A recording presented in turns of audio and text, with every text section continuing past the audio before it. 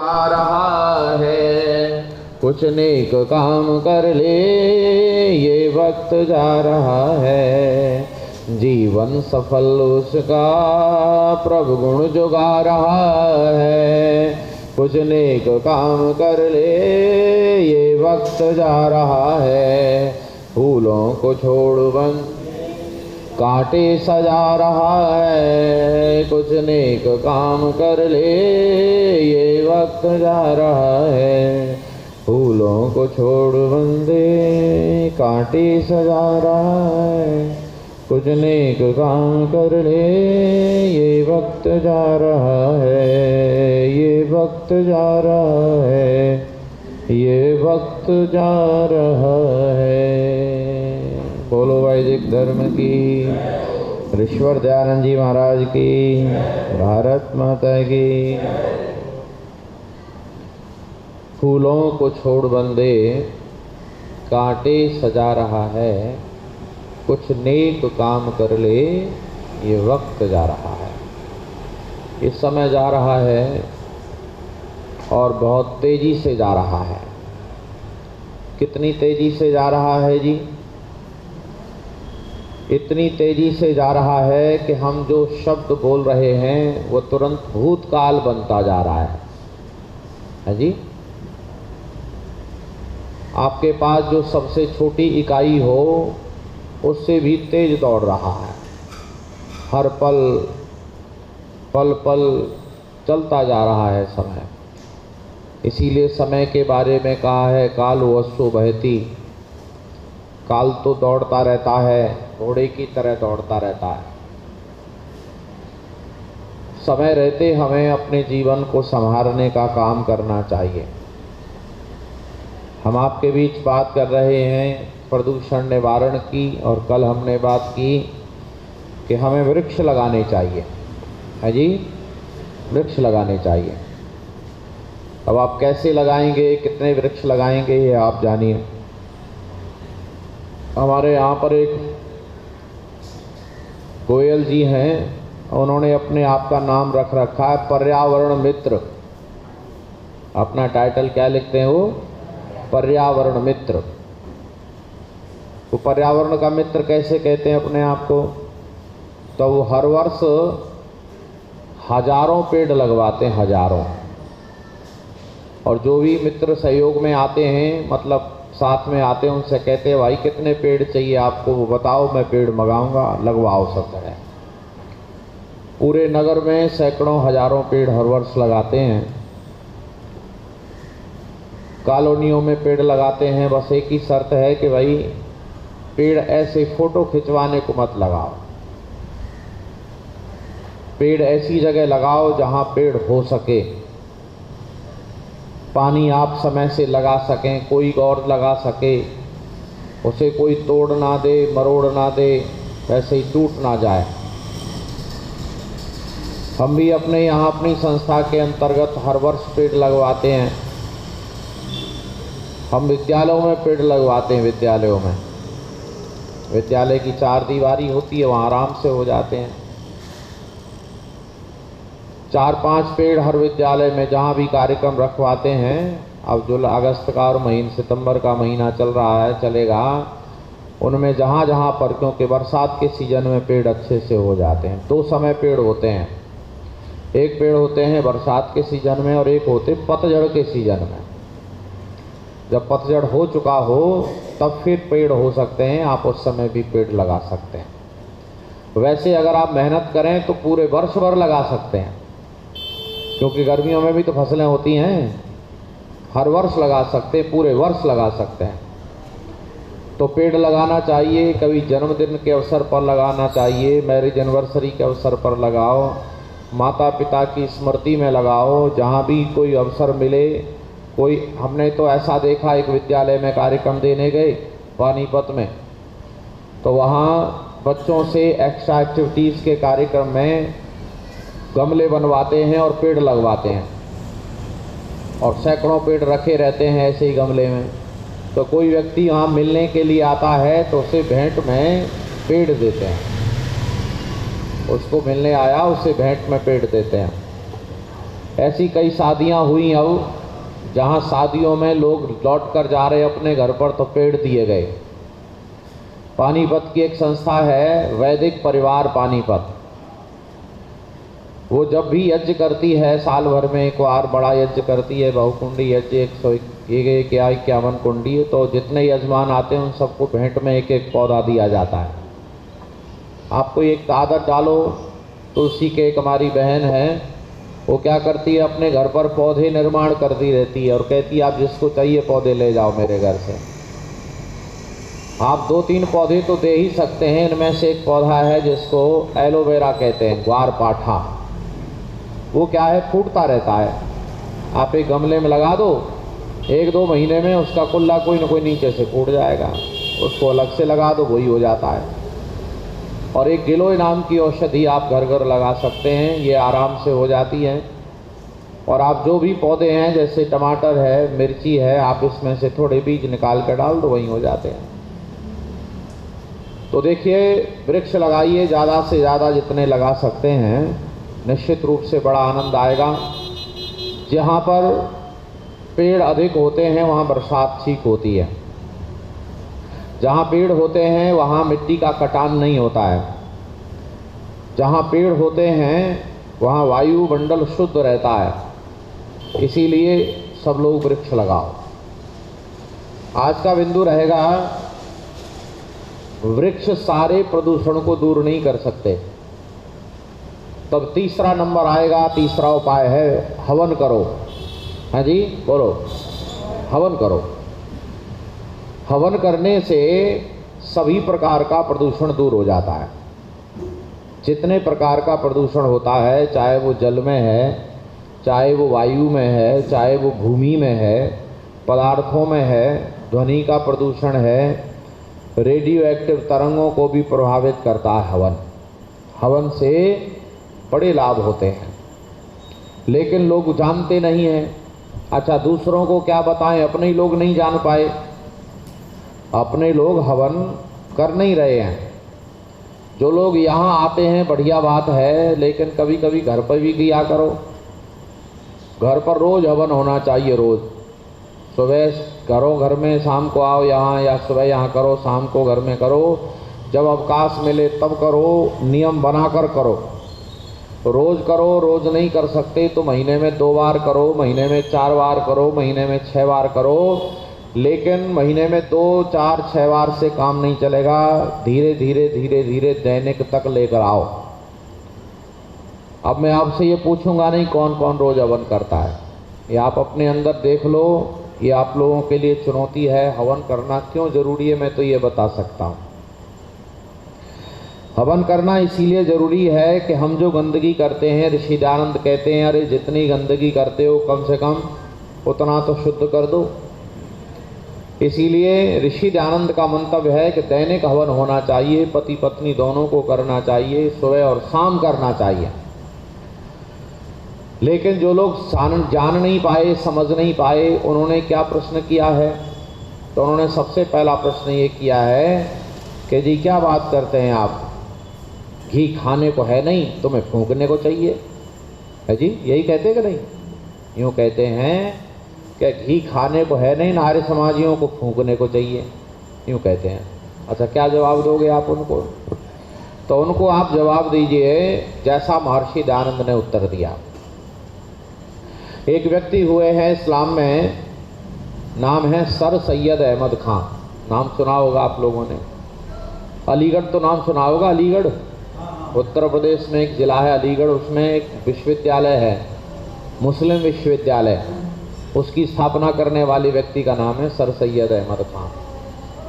और ये ऋषि दयानंद का समकालीन है। ऋषि दयानंद के व्याख्यान सुनने के लिए दूर दूर तक जाता है। लोगों ने पूछा रहे कि ऋषि दयानंद का, स्वामी जी का भाषण सुनने क्यों जाते हो, तुम तो काफिर हो जाओगे। तो उसने कहा कि मैं, ऐसा लगता है मुझे जब ऋषि दयानंद का भाषण सुनता हूँ तो विश्वविद्यालय में बैठा हूँ, क्या कोई बहुत बड़ा स्कॉलर हमें कोई पाठ समझा रहा है, ऐसा लगता है। वो व्यक्ति ऋषि दयानंद के प्रति बड़ी श्रद्धा रखता था।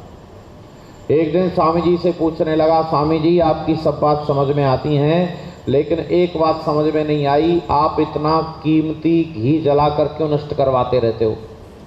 देखो वही प्रश्न है, कोई और तो नहीं, प्रश्न सेम है कि आप इतना कीमती घी जलाकर क्यों नष्ट करवाते रहते हो?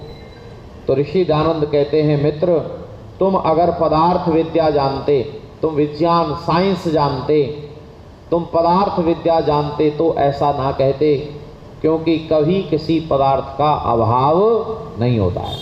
देखो दर्शन में एक शब्द प्रयोग किया गया है, अभाव। अच्छा, अभाव का अर्थ क्या बताएंगे आप? बताइए। है जी, कमी होना। हाँ जी, आप बताओ। अभाव का अर्थ है न होना। लोक व्यवहार में जो कमी प्रयोग किया जा रहा है वह थोड़ा सा मिलता जुलता सा है, लेकिन अंतर बहुत है। कमी का मतलब जहां नहीं है वहां से ले आओ, यही तो हुआ। और अभाव का अर्थ है न होना। जो वस्तु है ही नहीं वह पैदा नहीं होगी, और जो वस्तु है उसका कभी नाश नहीं होगा। नाश शब्द प्रयोग किया गया दर्शन में, नाश। और नाश शब्द का अर्थ आप लोग क्या कहते हैं? बोलो, अरे बोलो, नाश का अर्थ क्या है? समाप्त हो जाना। लेकिन दर्शन में नाश शब्द का अर्थ है नाश कारण लय, अर्थात वस्तु अपने कारण में चली जाती है। जैसे मटका फोड़ दो तो मिट्टी बन जाती है, लेकिन क्या मिट्टी समाप्त हो जाएगी? बोलो। कारण लय माने जो भी पदार्थ है वो अपने कारण में चला जाता है, पदार्थ कभी नष्ट नहीं होता। संस्कृत में एक और श्लोक वह सूत्र है, अदर्शनम लोपा। लोप शब्द है, लोप। नाश का एक शब्द और है क्या? लोप। लोप होना, गायब होना, समाप्त होना, खत्म होना। तो संस्कृत में कहा गया है अदर्शनम लोपा। नाश होने का नाम लोप नहीं है, बल्कि दिखाई न देने का नाम लोप है। बोलो जरा, क्या है? दिखाई न देने का नाम लोप है। पदार्थ का कभी नाश नहीं होता, ये बात समझ लो। अंग्रेजी में और अन्य भाषाओं में भी ये बात कही जाती है, हिंदी में कही जाती है, द्रव्य की अविनाशिता का नियम। अंग्रेजी साइंस में पढ़ाया जाता है और 10वीं कक्षा में पढ़ाया जाता है। क्या नियम है जी? बोलो। द्रव्य की अविनाशिता। अविनाशिता का मतलब नाश न होना। द्रव्य की अविनाशिता का अर्थ है कि द्रव्य का कभी नाश नहीं होता। ये 10वीं कक्षा में पढ़ाया जाता है, और जो साइंस पढ़े हुए हैं वो समझ जाते हैं कि भाई पदार्थ का नाश नहीं होता। ऋषि दयानंद ने उदाहरण, एक तरीका बताया उसे। जैसे मिट्टी का डेला लिया हाथ में, और हाथ में रखा और रगड़ दिया, और रगड़ के हवा में फेंक दिया। अच्छा, अब हवा में फेंक दिया तो दिखाई दे रहा है क्या? लेकिन जब तक मिट्टी का डेला था तब तक दिख रहा है। ऐसे ही जब तक आपके बर्तन में घी रहता है तब तक दिखता है, अग्नि में डालने के बाद वह सूक्ष्म हो जाता है, अपने परमाणुओं में विभक्त हो जाता है। अच्छा, परमाणु क्या होता है जी? बोलो। परमाणु क्या होता है? परमाणु होता है अति सूक्ष्म कण। शब्द से ही पता चल जाएगा। अणु शब्द है, अणु। अणु कहते सूक्ष्म, और अणु के साथ लगा दिया परम, तो क्या बन गया? परम अणु। परम अणु का अर्थ है वह छोटे से छोटा कण जिसका अब और कोई खंड नहीं किया जा सकता, उसको कहते परमाणु। देखो कैसे समझेंगे आप, मैं प्रयास करूंगा आप सही से समझ जाएं। जैसे मेरे हाथ में कोई लकड़ी का टुकड़ा है, मैंने उसके 2 टुकड़े कर दिए, तो पहले से छोटा हो गया। अच्छा, हमने उनमें से छोटा लिया फिर तोड़ दिया, फिर उसमें से छोटा लिया फिर तोड़ दिया, फिर उसमें से छोटा लिया फिर तोड़ दिया, और छोटे वाले को तोड़ते चले गए, और तोड़ते तोड़ते ऐसी स्थिति में पहुंच गए कि अब उसे और काटा नहीं जा सकता, उसको कहते परमाणु। सारे पदार्थ परमाणुओं से मिलकर बने हैं, हाँ या ना? बोलो। सारे पदार्थ बोलो परमाणुओं से मिलकर बने हैं। पर परमाणुओं में आप एक बात और देखेंगे, जब ठोस पदार्थ होता है तो परमाणु पास पास रहते हैं। जब ठोस पदार्थ होता है, ठोस पदार्थ के जो परमाणु हैं वो पास पास रहते हैं, और तरल पदार्थ के थोड़ा दूर दूर रहते हैं, और गैस के, गैसीय पदार्थ के उससे भी दूर होते हैं। अर्थात जब हम अग्नि के संपर्क में किसी पदार्थ को लाते हैं तो वो गैसीय फॉर्म में तैयार होता है। बोलो कैसा बन गया? गैस। उसके परमाणु बिखरने लगते हैं, दूर दूर जाने लगते हैं। आप इसका उदाहरण घी से लेंगे। जब घी कटोरे में है तब कटोरे में रहेगा, लेकिन जब अग्नि में डाल दिया, अग्नि के संपर्क में ले आए, तो उसके परमाणु बिखरने लगते हैं और दूर दूर तक जाते हैं, दूर दूर तक। अच्छा मिर्ची ले लीजिए। मिर्ची एक मिर्ची है, आपकी जेब में पड़ी है, किसी को पता ही नहीं चलेगा। अच्छा खा लिया तो केवल आपको पता चलेगा। अच्छा दाल में पीस के डाल दिया तो जितने लोग दाल खाएंगे उनको पता चलेगा। लेकिन अग्नि में डाल दें तो, अग्नि में डाल दें तो सबको पता चल जाएगा। जहां जहां तक वायु जाएगी वहां वहां तक पता चल जाएगा। आपको यहां यह समझना है कि कभी किसी पदार्थ का नाश नहीं होता, ये बात समझनी है।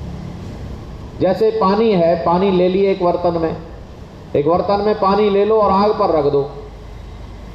अग्नि जल रही है, उस पर बर्तन रख दिया आपने, तो उसमें जो पानी भरा था बर्तन में, क्या पानी रहेगा? बोलो क्या होगा? उसमें से तो खत्म हो गया। आपके बर्तन में पानी नहीं रहेगा, आप गर्म करते रहिए, उबलता रहेगा और वो निकल करके बाहर जाता रहेगा।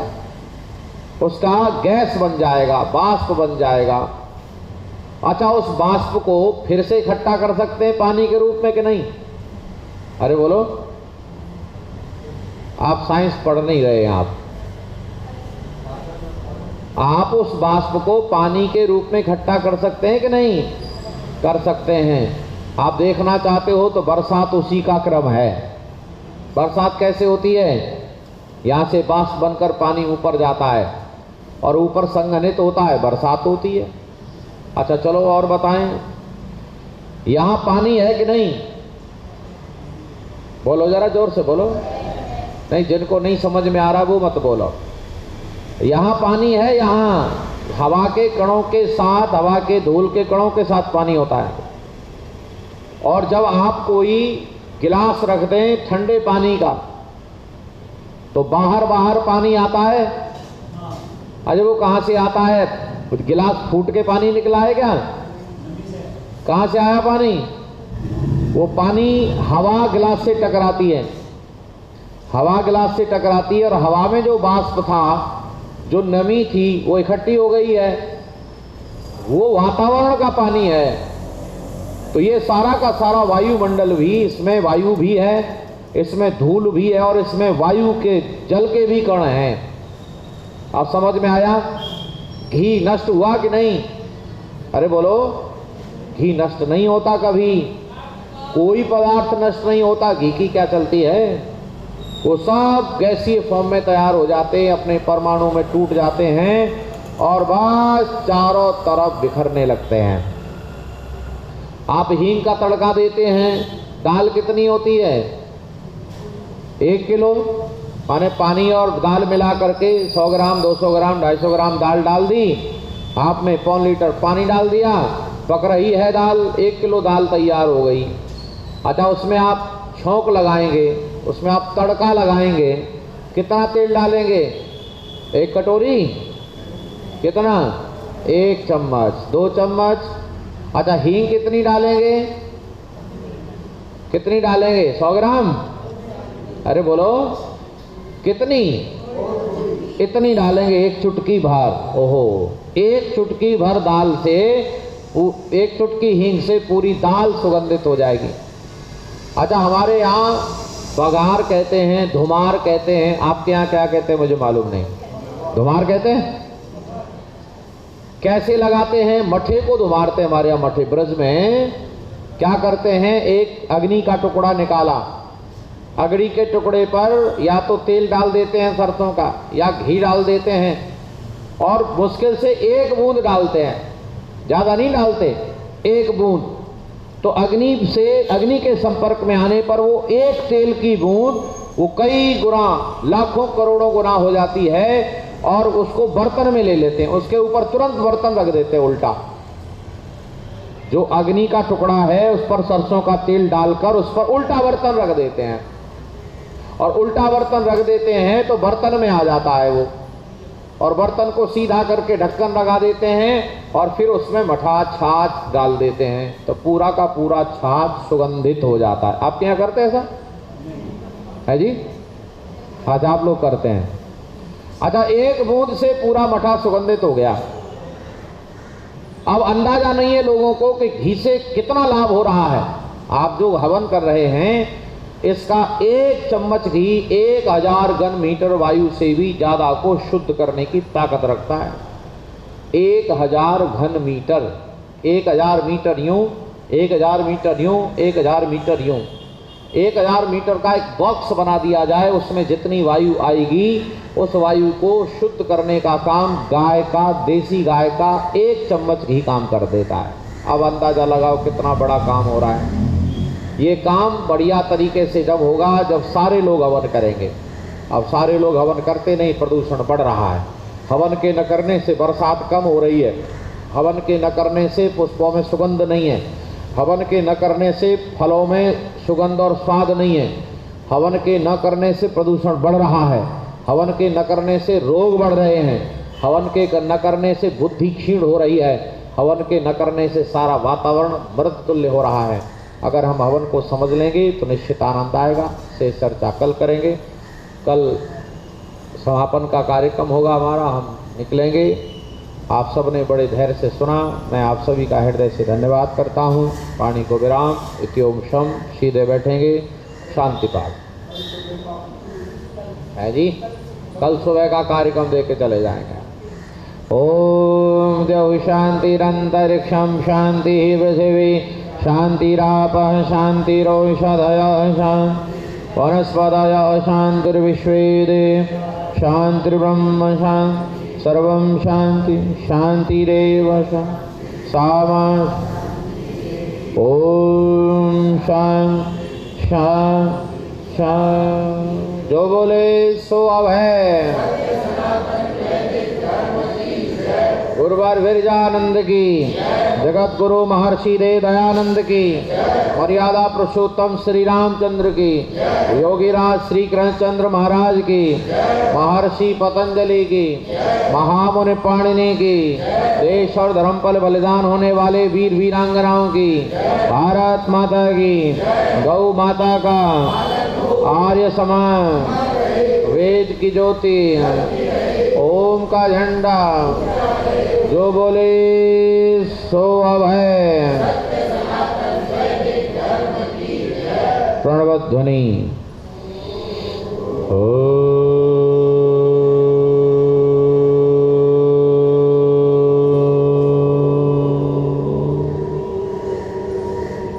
वैदिक अभिवादन। सभी को सादर नमस्ते जी।